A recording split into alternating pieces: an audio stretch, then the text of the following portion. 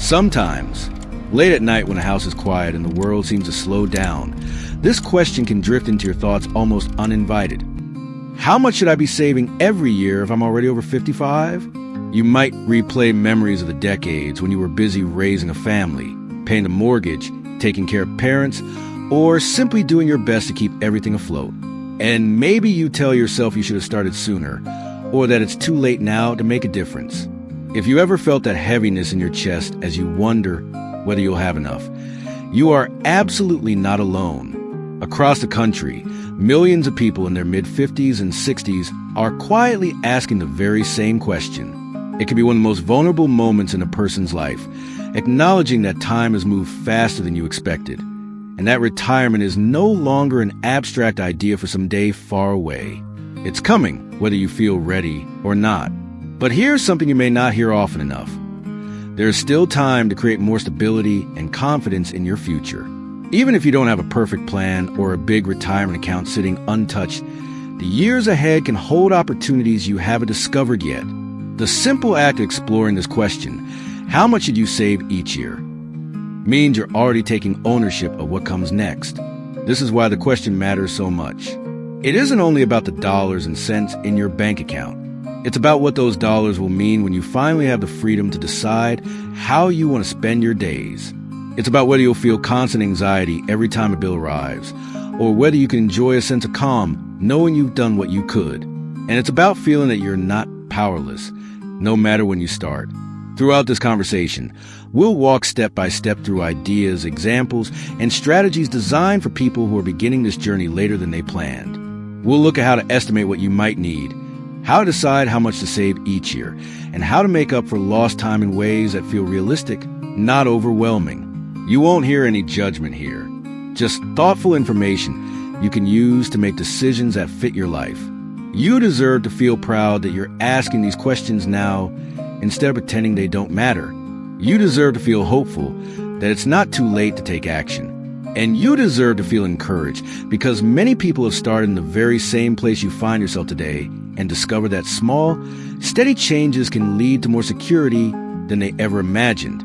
As we move into the next part of this guide, you'll begin to see that the future doesn't have to be defined by regret about the past. It can be shaped by the choices you make today, no matter how simple or small they may feel. Because each step, each dollar, and each decision can help you build a retirement that feels more peaceful, more prepared, and more your own. One of the most important steps you can take as you start planning for retirement, especially if you're over 55, is to gently set aside any fear or embarrassment and look clearly at what retirement actually costs. This part can feel intimidating at first because it means facing numbers that might seem higher than you hoped. But knowing the reality of your future expenses is like turning on a light in a dark room. It doesn't change what's there, but it helps you see where you are so you don't trip over the unknown. Many people imagine that their spending will drop dramatically once they leave work, but in truth, some expenses shrink and others grow. For example, you might no longer pay for commuting, work clothes, or lunches out. Those costs can add up to a few $1,000s a year you won't need anymore. But at the same time, healthcare often becomes the biggest new expense in retirement, and it tends to increase as we age. To give you a sense of scale, studies have estimated that an average retired couple in the United States might need between $300,000 and $400,000 over their lifetime just to cover healthcare. That number sounds enormous, and it can create an instant wave of anxiety if you haven't prepared for it. But it's important to remember that you likely won't pay that all at once. Those costs are spread across decades, often covered in part by Medicare and supplemental insurance. Outside of healthcare, you have your daily living costs, housing, groceries, utilities, insurance, car expenses, and all the little things that make up the fabric of everyday life. Financial planners often suggest estimating about 70 to 80% of your pre-retirement income as a baseline for annual retirement spending. So, if you are earning $60,000 a year, you might plan for around $42,000 to $48,000 per year in retirement. But these averages are only a starting point. Your own costs depend on where you live, whether your mortgage is paid off, what your health looks like, and what kind of lifestyle you hope to enjoy. Some people plan to travel more in their first year's retirement, while others feel happiest staying close to home. You might want to help your children or grandchildren with education costs, or leave something behind for loved ones. These personal priorities are just as important as any financial calculation. Facing these numbers isn't about scaring yourself into believing you can't do it. It's about replacing vague fear with concrete information. When you can see a clear picture of what retirement might cost, you can begin to plan with intention instead of guessing in the dark. This is also the moment when you might realize that working a little longer, saving more aggressively, or reducing some expenses can create a much bigger impact than you thought possible. It's when you can start exploring options, like downsizing your home, paying off debts, or adjusting your lifestyle in small ways, that free up more resources to put toward your future. The truth is, you don't have to figure out every dollar right away. You only have to take one honest look at what you'll likely need, so you can set priorities and decide what matters most. By understanding your expected costs, you take back a sense of control, and you replace fear with the power of clear knowledge. In the next section, we'll talk about exactly how to calculate your personal savings target, so you can stop wondering whether you'll have enough and start making a plan that feels achievable no matter when you begin.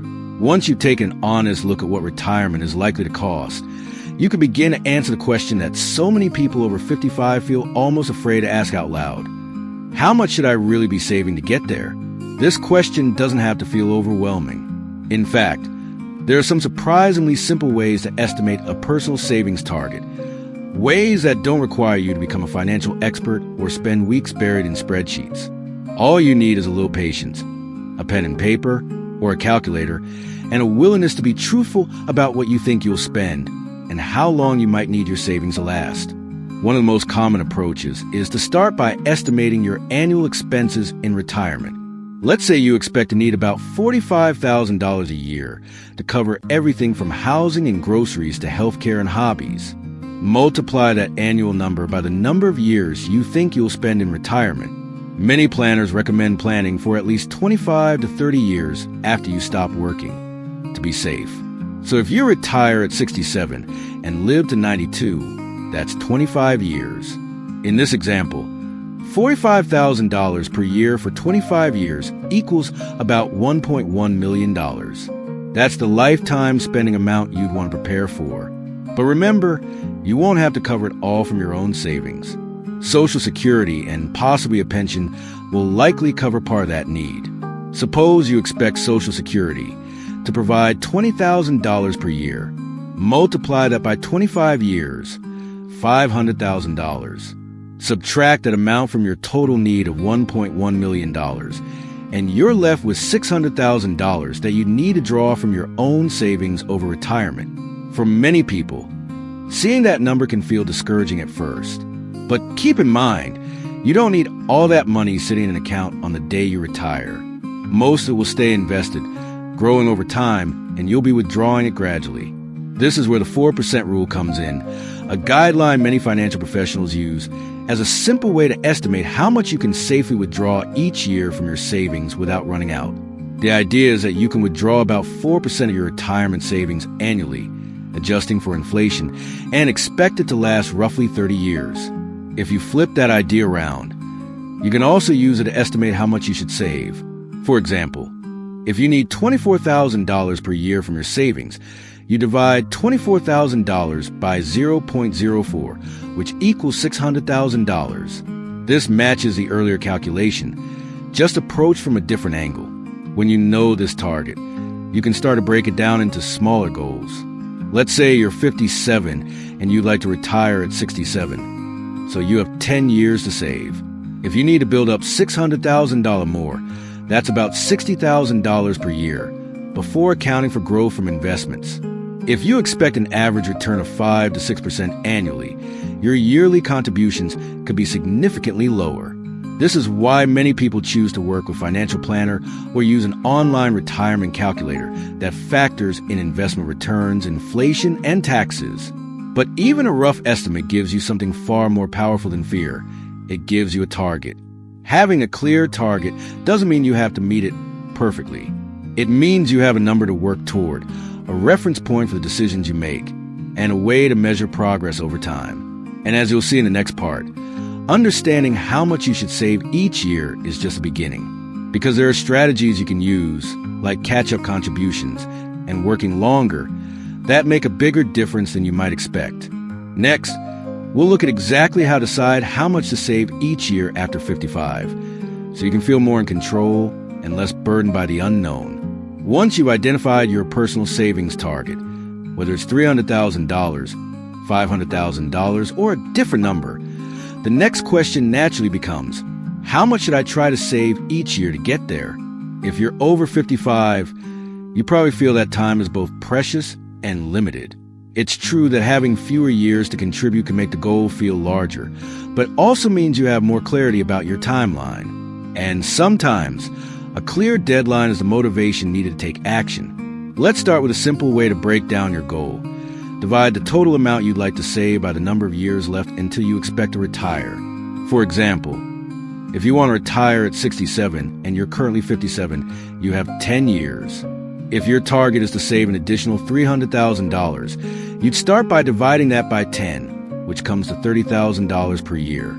At first glance, that number can feel daunting, especially if you haven't been in the habit of saving aggressively. But before you decide it's impossible, consider the tools available to help people over 50 catch up faster.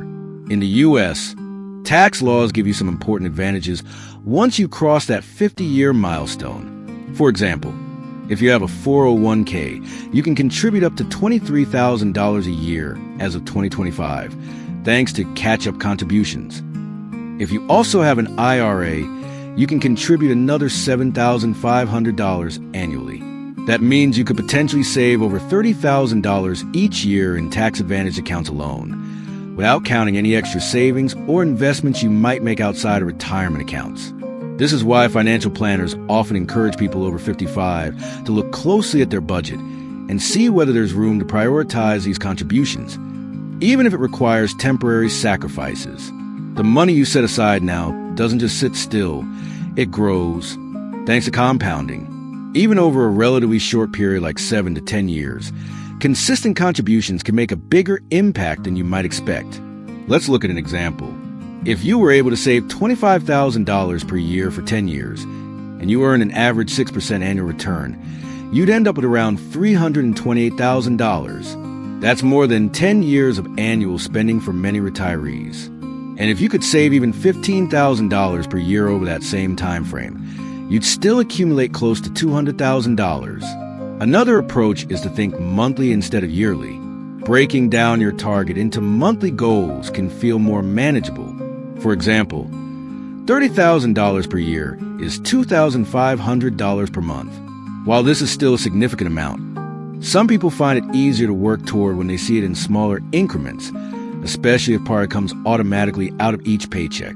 If you can't hit the ideal target every year, don't let that stop you from saving what you can. Every dollar counts.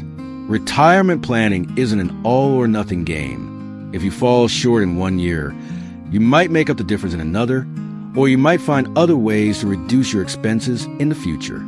The most important idea is that saving consistently, even in smaller amounts, creates forward momentum. It helps you build confidence in your plan. It also gives you options when unexpected costs or opportunities arise later on. And if you ever feel overwhelmed by the numbers, remind yourself that you're not alone. Many people start serious retirement saving in their 50s. What sets them apart isn't that they have perfect plans. It's that they choose to begin anyway. Next, we'll talk about the power of working just a few more years and how that simple decision can dramatically reduce the amount you need to save each year.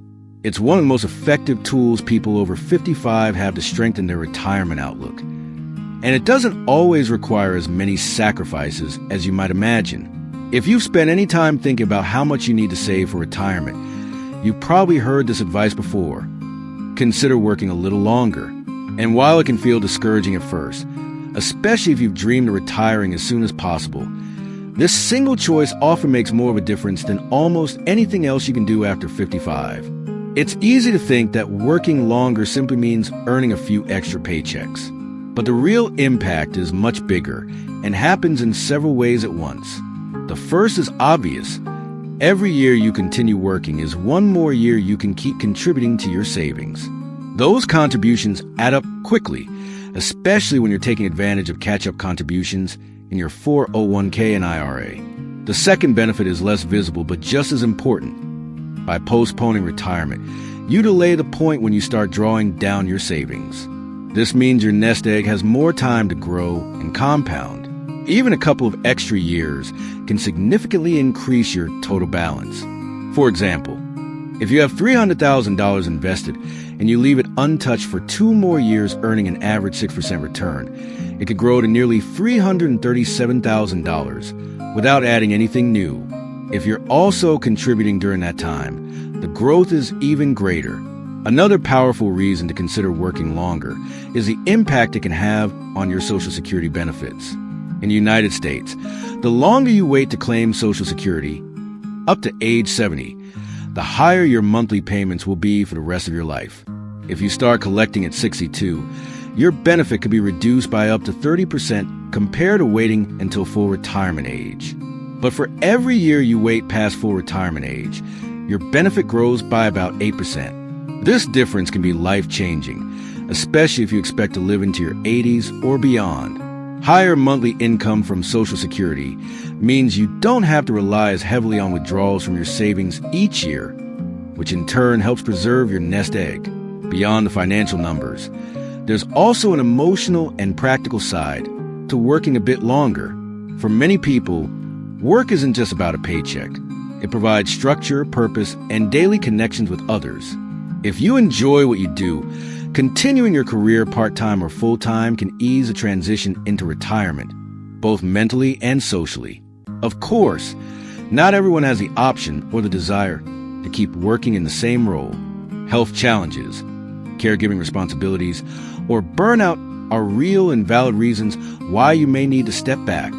But working longer doesn't have to mean staying in a stressful job or committing to the same schedule you've always had.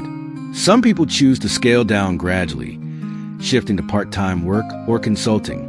Others find new ways to earn income in retirement, like freelancing, starting a small business, or turning a hobby into a side income. Even modest earnings can help bridge the gap between what you've saved and what you need, reducing the pressure to withdraw large amounts from your investments in the early years of retirement.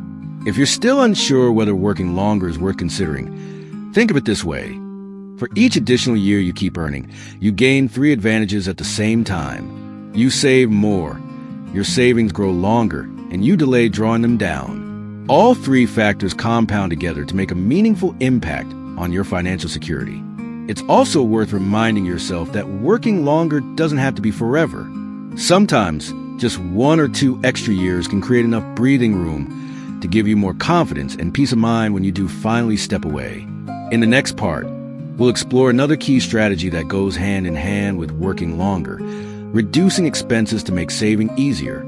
You'll see how thoughtful adjustments, big or small, can free up resources to put toward the retirement you deserve.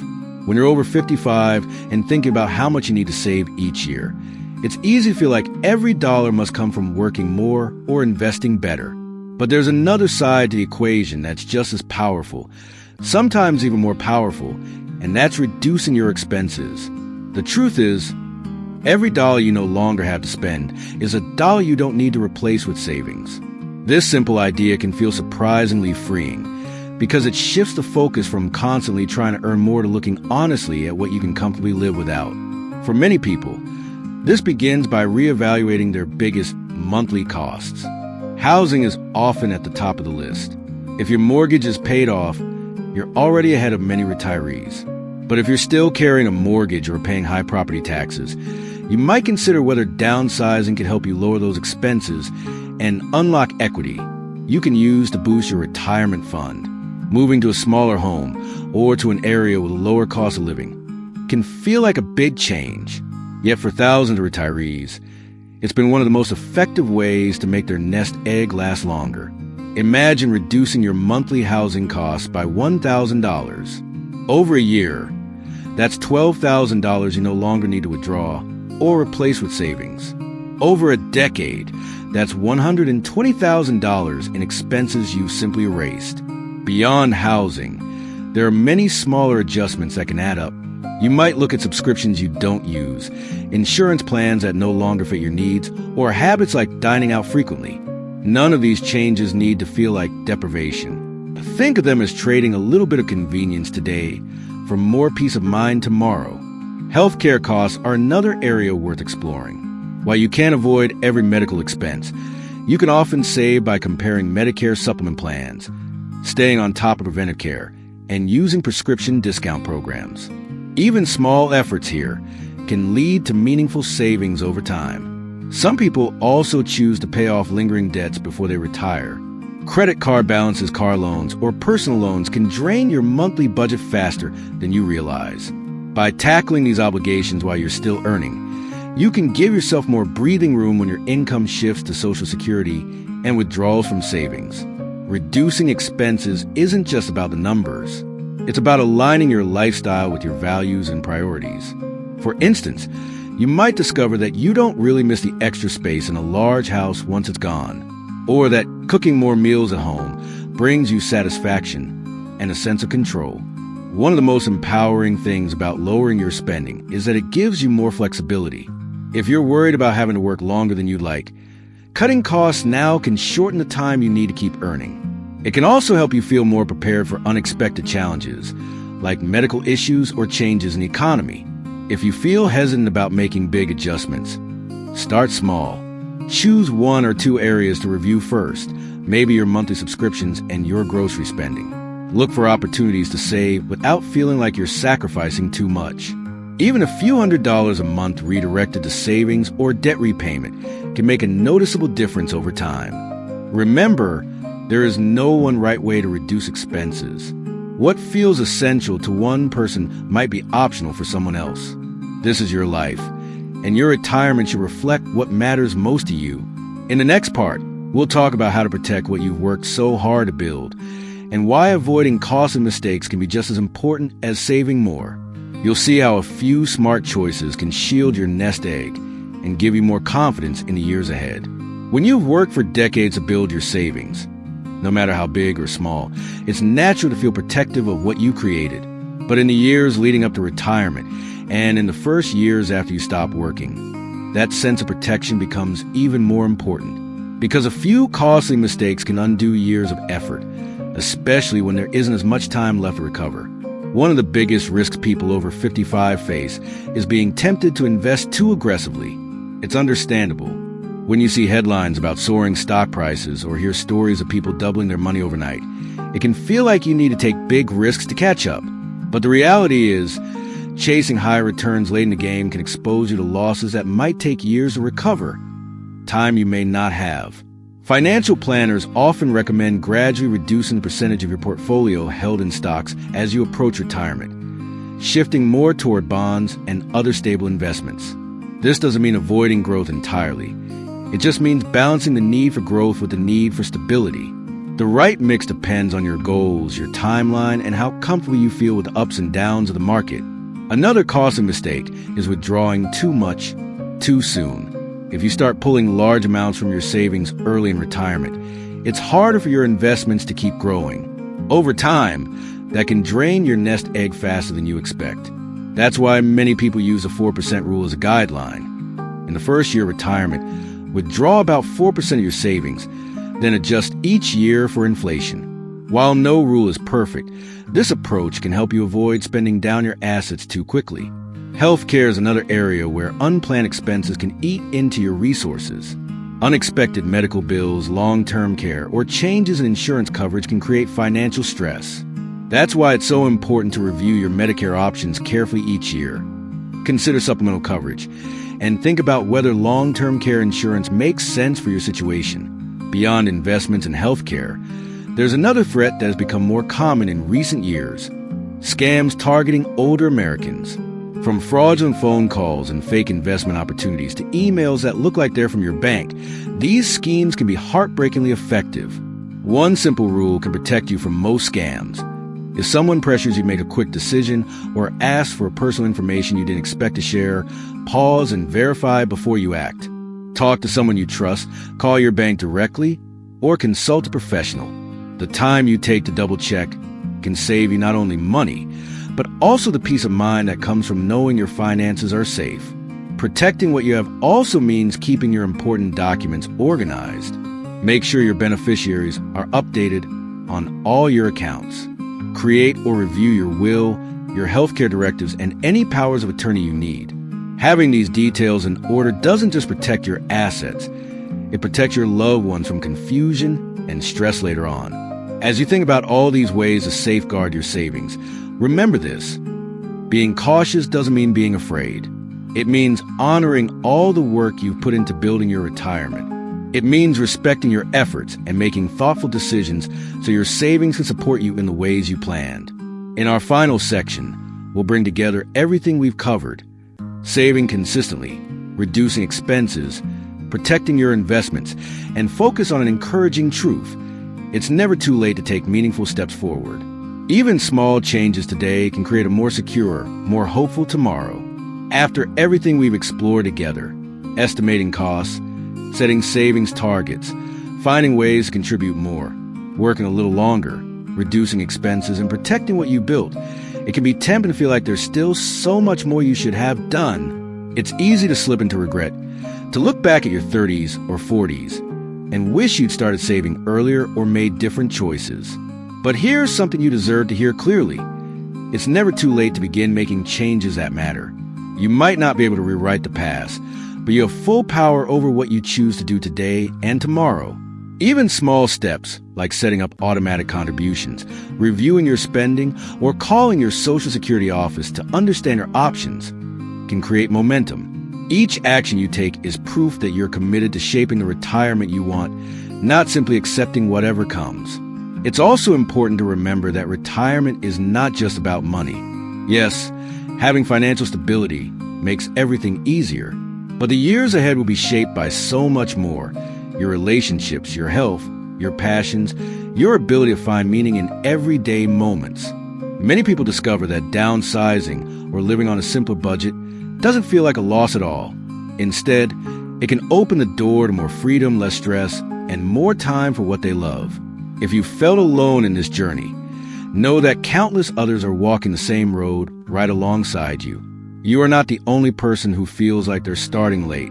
You are not the only one who lies awake some nights, wondering how it will all work out. What sets you apart is your willingness to face these questions head on, to learn, to plan, and to take the next step, even when it feels uncomfortable. In fact, many people have found that starting in their 50s or 60s has one hidden advantage: clarity. You're not guessing what you want your life to look like. You've lived enough to know what matters to you and what doesn't. You can focus your time and money on what brings you the most peace and joy without getting distracted by expectations that never really fit you in the first place. So if you feel overwhelmed, pause and take a deep breath. You don't have to have everything figured out today. You only need to choose the next small action. Maybe that's reviewing your budget, scheduling a meeting with a financial advisor, or setting up an automatic transfer into your retirement account. Maybe it's simply talking with your spouse or a trusted friend about your goals. And each time you do one of those things, you're proving to yourself that you are capable, resourceful, and resilient, that you are not defined by any number in a bank account or any deadline on a calendar, that you have more agency and more time than you might think. As you move forward, hold on to this thought: every dollar you save, every expense you reduce, every step you take to protect your savings is an act of self-respect. It's a way of telling yourself and everyone who loves you that you deserve a retirement marked by dignity, security, and the freedom to live on your own terms. No matter when you start, progress is possible. You're not too late. You are right on time to begin shaping a future you can look forward to with hope and confidence.